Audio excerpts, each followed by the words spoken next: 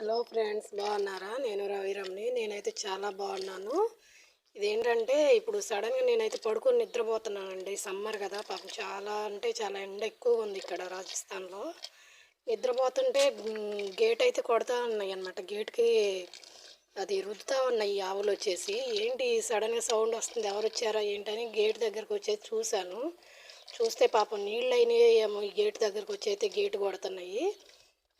ఇంకా నాకైతే పాపం జాలేసిందనమాట. నేను వచ్చేసి సర్లే తాగుతాయో లేదో అని చెప్పేసి ఒక బకెట్ అయితే తీసుకొచ్చి పెట్టానన్నమాట.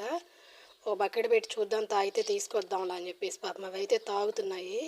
అసలు చూడండి ఫ్రెండ్స్, ఎంత ఎండ అయితే ఉందో. వాటికి నోరు లేని జీవులు కదా పాపం, అవి చెప్పలేక గేట్ అయితే కొడుతున్నాయి.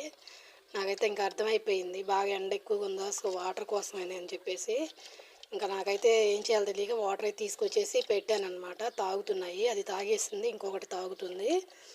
ఓకేనా ఫ్రెండ్స్, మనమైతే మనుషులమైతే అడగగలం కదా, కనీసం వాటర్ అవుతున్నాయమ్మా కొంచెం వాటర్ ఇవ్వండి అని. కానీ అవి అడగలేవు కదా.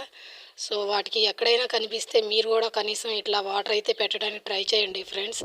నేనేదో ఈ మెప్పు పొందడానికి కోసమని చేయట్లేదు ఫ్రెండ్స్. ఈ వీడియో అయితే దయచేసి అర్థం చేసుకోండి. ఇలా కొంతమంది ఇలా చూసైనా కొంతమంది నేర్చుకుంటారేమో, ఇంకెక్కడైనా కనిపిస్తే ఇట్లా ఆవులకి కానీ ఏదైనా మంచి టైం ఎండ టైంలో వాటికి కూడా దాహం తీరుస్తారని చెప్పేసి అయితే ఈ వీడియో అయితే నేను అప్లోడ్ చేస్తున్నాను. ఓకేనా ఫ్రెండ్స్, మీరు కూడా ఇలా పెట్టడానికి అయితే ట్రై చేయండి.